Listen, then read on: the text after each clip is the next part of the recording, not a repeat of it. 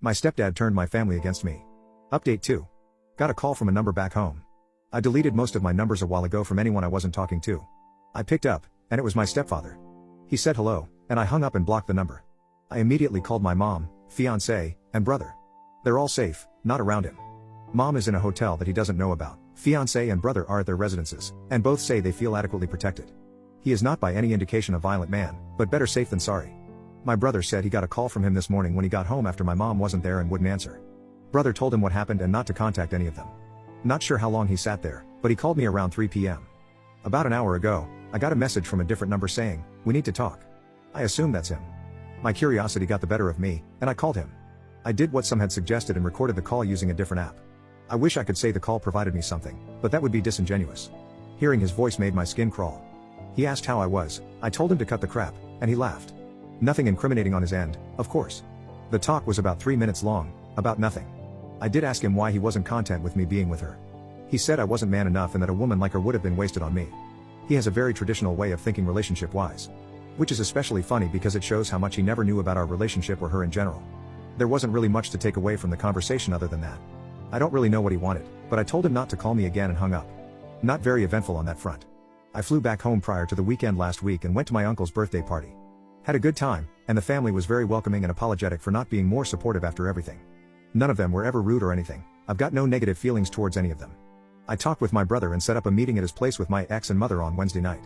On Wednesday, I went over there and got what I expected. A lot of tears, a lot of apologies. I admittedly had a tough time keeping it together. I talked with both of them and my brother all independently. Mom has already filed for divorce, which is good, and I appreciate her doing so. We had a decent conversation. You can tell it's strained, but I think we're making some progress towards healing. My brother and I had a good talk.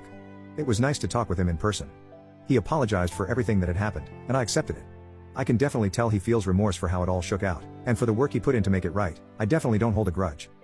My ex and I had a very long discussion through most of the night.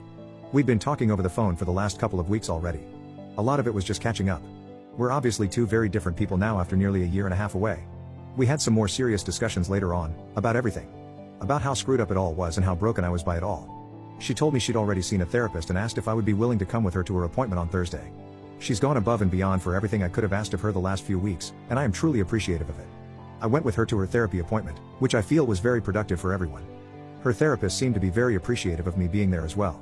So we stayed talking for a while after, and I decided to ask if she wanted to go out Saturday night. So that's the plan right now. I don't know exactly what's going to happen, but I wanted to show her that I appreciate the effort she's putting in to try and mend what's been broken. And selfishly, I'd like to see her in a setting that isn't like the ones we've been in. Update 3. The date went very well.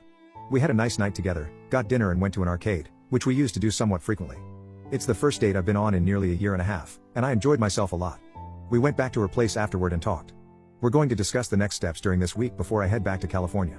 The distance part is going to be the hardest, but I think it'll help keep the rose-colored glasses off if we aren't with each other constantly.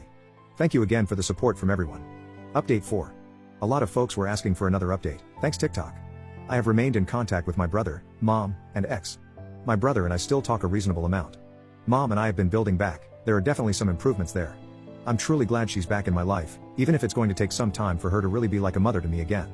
My ex and I spent a long time trying to see what was the best way to go about things.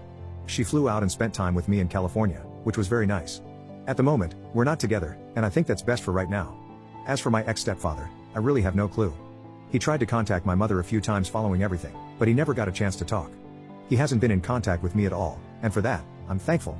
I hope I never run into him again. Life changes. I did end up moving back east for a new job, a few states away from my family still, which I think is healthy. Thank you for all the support in this madness.